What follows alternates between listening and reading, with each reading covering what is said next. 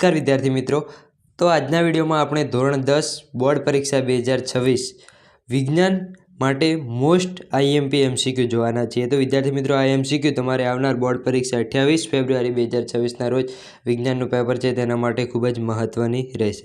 તો તેનું સંપૂર્ણ સોલ્યુશન સાથે સમજીને જોવાના છીએ। તો ચાલો શરૂ કરીએ। તો વિદ્યાર્થી મિત્રો, પહેલી જ એમસીક્યુ છે, નીચેના પૈકી કયા ક્ષારના જલીય દ્રાવણમાં OH આયનનું પ્રમાણ વધારે હોય? તો OH આયનનું પ્રમાણ કયામાં વધારે હોય? તો હંમેશા યાદ રાખવાનું કે જે તમને આપ્યો હોય નિપજ કે વિકલ્પમાં જે નિપજ આપ્યો હોય તે OHના જે પ્રક્રિયક હોય તેની સાથે પ્રક્રિયા કરીને બન્યું હોય તો તે જવાબ આવે। તો તેમાં આવશે જવાબ સી, કારણ કે CH3COOH એની NaOH સાથે પ્રક્રિયા કરાવવામાં આવે તો આપણને કયો નિપજ મળે છે? CH3COONA। માટે અહીં OH આયન વધુ પ્રમાણમાં હોય છે, OH આયનનું હાજરી હોય છે, માટે તમારો જવાબ બનશે સી। પછી બીજો ક્વેશ્ચન છે, OH ક્રિયાશીલ સમૂહ ધરાવતો પદાર્થ કયો છે? OH ક્રિયાશીલ સમૂહ ધરાવતો પદાર્થ એટલે કયો આવશે? આલ્કોહોલ। તો આલ્કોહોલ એમાં ઓપ્શન એ। પછી નીચેના પૈકી કયો એક સજીવ ઓક્સિજન કે હવા વગર જીવી શકે છે? તો ઓક્સિજન કે હવા વગર જીવી શકતો હોય તો તે કેવું અજારક શ્વસન કરતો? તો તેમાં જવાબ આવશે ડી, ઈસ્ટ। પછી જે ભારતમાં ગૃહ વપરાશ માટે વપરાતા એસી વોલ્ટેજનું મૂલ્ય ખાલી જગ્યા છે? તો ભારતમાં ગૃહ વપરાશ માટે વપરાતા એસી વોલ્ટેજનું મૂલ્ય 220 વોલ્ટ છે। પછી છે, મેગ્નેફાઇંગ લેન્સ તરીકે કયો લેન્સ વાપરવામાં આવે છે? તો મેગ્નેફાઇંગ લેન્સ તરીકે બહિર્ગોળ લેન્સ વાપરવામાં આવે છે। પછી જે પ્રિઝમમાં કયા રંગનો પ્રકાશ સૌથી ઓછી હોય છે, વેગ સૌથી ઓછો હોય છે? તો તેમાં આવશે જાંબલી રંગનો, જાની વાલી પીનારા। તો સૌથી ઓછો વેગ કયો હોય? તો જાંબલી રંગનો પ્રકાશનો વેગ સૌથી ઓછો હોય। પછી છે વિકલ્પ કે નીચેનામાંથી કઈ જોડ ખોટી છે? તો પહેલું છે ટામેટા, ટાર્ટરિક એસિડ, એવું ના હોય એટલે આ ના આવી શકે। પછી કીડીનો ડંખ, તો કીડીનો ડંખ મિથેનોઇક એસિડ હોય, એકદમ સાચી વાત। ખાટા ફળો, તો ખાટા ફળોમાં સાઇટ્રિક એસિડ હોય, પણ વાત સાચી। દહીં, તો લેક્ટિક એસિડ હોય, LAB લેક્ટોબેસિલસ એક બેક્ટેરિયા હોય જે તો તેમાં આવશે દહીંમાં લેક્ટિક એસિડ। તો આ ત્રણ સાચા છે, જ્યારે વિકલ્પ એ છે તેમાં ટામેટામાં ટાર્ટરિક એસિડ ના હોય, તો આ વિકલ્પ કેવો છે? ખોટો છે। પછી જે આલ્કલાઇન સમાનધર્મી શ્રેણીનું પ્રથમ સભ્ય કયું છે? તો આલ્કલાઇન સમાનધર્મી શ્રેણીનું પ્રથમ સભ્ય પૂછે તો કયું આવશે? ઇથાઇન। પછી જે સ્વયંપોષી માટે ખાલી જગ્યા આવશ્યક છે? તો સ્વયંપોષી માટે શું? તો કાર્બન ડાયોક્સાઇડ અને પાણી આવશ્યક હોય, ક્લોરોફિલ પણ આવશ્યક હોય, સૂર્યનો પ્રકાશ પણ આવશ્યક હોય। તમારે વનસ્પતિ કોઈને લેવાની અને એ સ્વયંપોષી હોય તો તેને કાર્બન ડાયોક્સાઇડ જોઈએ, પાણી જોઈએ, સૂર્યનો પ્રકાશ જોઈએ અને ક્લોરોફિલ જોઈએ। તો માટે અહીં તમારો સાચો જવાબ આવશે ઓપ્શન નંબર ડી, આપેલ તમામ। પછી છે, 1 માઇક્રો એમ્પિયર બરાબર ખાલી જગ્યા મિલી એમ્પિયર। તો 1 માઇક્રો એમ્પિયર બરાબર કેટલા થાય? 10⁻6 અને 1 મિલી એમ્પિયર બરાબર 10⁻3 થાય।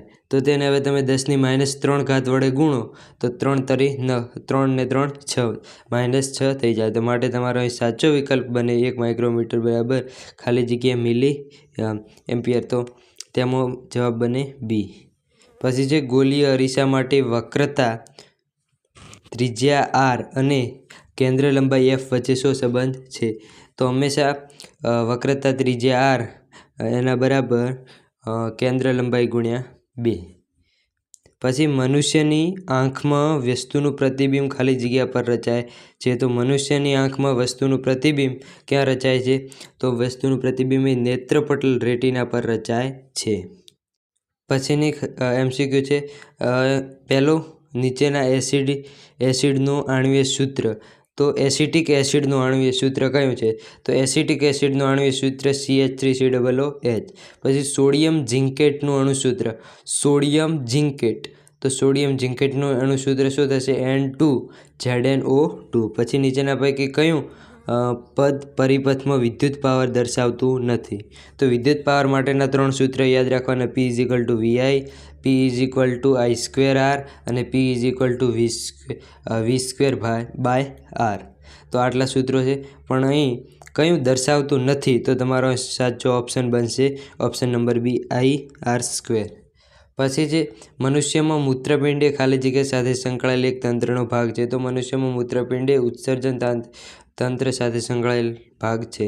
પછી સામાન્ય દ્રષ્ટિ ધરાવતા પુખ્ત વ્યક્તિ માટે સ્પષ્ટ દ્રષ્ટિ અંતર ખાલી જગ્યા છે.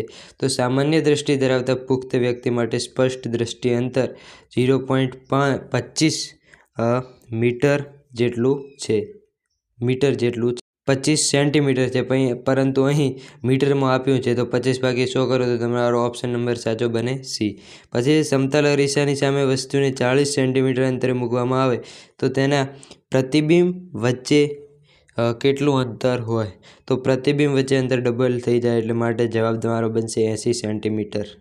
પછીની MCQ છે Fe2O3 + 2Al. તો એમાં નિપજે Al O3 + 2Fe. તો આ શેનું ઉદાહરણ છે? તો આ ઉદાહરણ વિસ્થાપન પ્રક્રિયાનું છે. પછી જે ઓરડાના તાપમાને કઈ ધાતુ પ્રવાહી સ્વરૂપમાં અસ્તિત્વ ધરાવે છે? તો ઓરડાના તાપમાને પારો ધાતુ છે એ પ્રવાહી સ્વરૂપમાં અસ્તિત્વ ધરાવે છે. પછી જે વનસ્પતિને પ્રકાશ સંશ્લેષણની ક્રિયામાં શાની જરૂર નથી? તો વનસ્પતિને પ્રકાશ સંશ્લેષણની ક્રિયામાં ઓક્સિજનની બિલકુલ જરૂર હોતી નથી. પ્રકાશ સંશ્લેષણની ક્રિયામાં બાકી સૂર્યપ્રકાશ, ક્લોરોફિલ અને કાર્બન ડાયોક્સાઇડની જરૂર હોય છે. પછી આંખમાં પ્રવેશતા પ્રકાશની માત્રાનું કોણ નિયંત્રિત કરે છે? તો આંખમાં પ્રવેશતા પ્રકાશની માત્રાને કીકી નિયંત્રિત કરે છે. પછી જે વાતાવરણને લીધે કયા રંગનું પ્રકાશનું પ્રકિરણન સૌથી વધુ બને છે? તો તેમાં જવાબ આવશે જાંબલી. તો પછી છે MCQ કોલસાનું સળગવું એ કેવા પ્રકારની પ્રક્રિયા છે? તો કોલસાનું સળગવું એ કેવી સંયોગીકરણ પ્રક્રિયા છે. નીચેનામાંથી જૈવિક રીતે વિઘટન ન પામતા કચરાનું ઉદાહરણ આપો. તો તેમાં આવશે પોલિથીન. પછી જે સમતલ અરીસા વડે કેવું પ્રતિબિંબ રચાય છે? તો સમતલ અરીસા વડે વાસ્તવિક અને ચત્તુ પ્રતિબિંબ રચાય છે. પછી નીચેના પૈકી વાસ્તવિક અને સીધું પ્રતિબિંબ રચાય છે. પછી નીચેના પૈકી કયો પ્રબળ એસિડ છે? તો પ્રબળ એસિડમાં કયો આવશે? નાઇટ્રિક એસિડ એ પ્રબળ એસિડ છે. પછી મનુષ્યની આંખમાં વસ્તુનું પ્રતિબિંબ ખાલી જગ્યા પર રચાય છે. તો મનુષ્યની આંખમાં વસ્તુનું પ્રતિબિંબ નેત્રપટલ પર રચાય છે. પછી ઓરડાના તાપમાને કઈ ધાતુ પ્રવાહી સ્વરૂપમાં અસ્તિત્વ ધરાવે છે? તો ઓરડાના તાપમાને પારો છે મર્ક્યુરી, જેને Hg એની સંજ્ઞા છે, એ પ્રવાહી સ્વરૂપમાં અસ્તિત્વ ધરાવે છે. પછી જે પિત્તનો સંગ્રહ કરતું અંગ ખાલી જગ્યા છે. તો પિત્તનો સંગ્રહ કરતું અંગ કયું છે? પિત્તાશય. પછી એક દ્રાવણ લાલ લિટમસને ભૂરું બનાવે છે તો તેની pH કેટલી છે? તો તમારે સૂત્ર યાદ રાખવાનું, A ભૂલા અને પછી 2 લા ભૂ. જો ભૂરામાંથી લાલ બનાવે તો એસિડ હશે, અને જો લાલમાંથી ભૂરું બનાવે તો એ કેવું હશે? બેઝ. તો બેઝને pH કેટલી હોય? 7 ઉપર હોય. તો માટે જવાબ તમારો બનશે D 10. પછી જે ઘરની દિવાલોને ધોળવા માટે વપરાતો પદાર્થ. તો ઘરની દિવાલોને ધોળવા માટે વપરાતો પદાર્થ CaOH2 કેલ્શિયમ હાઇડ્રોક્સાઇડ છે. પછી ટેસ્ટોસ્ટેરોન અંતઃસ્ત્રાવનું નિર્માણ ખાલી જગ્યા કરે છે. તો ટેસ્ટોસ્ટેરોન અંતઃસ્ત્રાવનું નિર્માણ એ શુક્રપિંડ કરે છે. પછી જે પાણીની સ્થાયી કઠિનતા દૂર કરવા માટે નીચેના પૈકી કયો પદાર્થ ઉપયોગી છે? તો તેમાં આવશે ધોવાના સોડા. પછી ઇથેન અણુનું આણ્વીય સૂત્ર C2H6 છે. તો તેમાં સહસંયોજક બંધ કેટલા હશે? તો તેમાં ઇથેન એટલે શું આવશે? CH3. તો તેમાં CH3 અણુ સૂત્ર જો આપણે જોઈ લઈએ તો કાર્બન સાથે 3 હાઇડ્રોજન અને બીજા કાર્બન સાથે પણ 3 હાઇડ્રોજન. તો સહસંયોજક બંધ કેટલા? તો 1, 2, 3, 4, 5, 6 અને 7. તો તમારો ઓપ્શન નંબર બનશે બી, 7 સહસંયોજક બંધ હશે. પછી ત્રીજું છે નીચે આપેલા પૈકી કયો સમૂહ માત્ર જૈવ વિઘટનીય પદાર્થો છે? તો ઘાસ, પુષ્પો અને ચામડું. આમાં કેક ના આવી શકે માટે વિકલ્પ ના આવે, અને આમાં પ્લાસ્ટિક છે માટે વિકલ્પ ના આવે, અને આમાં કેક છે માટે વિકલ્પ ના આવે. પછી રૈવાજિક વિદ્યુત પ્રવાહમાં ખાલી જગ્યા વિદ્યુતભારની ગતિની દિશાને વિદ્યુત પ્રવાહની દિશા તરીકે લેવામાં આવે છે, તો ઋણ વિદ્યુતભાર. પછી જે પાંચમો ક્વેશ્ચન કે નીચેના પૈકી કઈ કેન્દ્ર લંબાઈ ધરાવતા લેન્સનો પાવર સૌથી વધુ છે?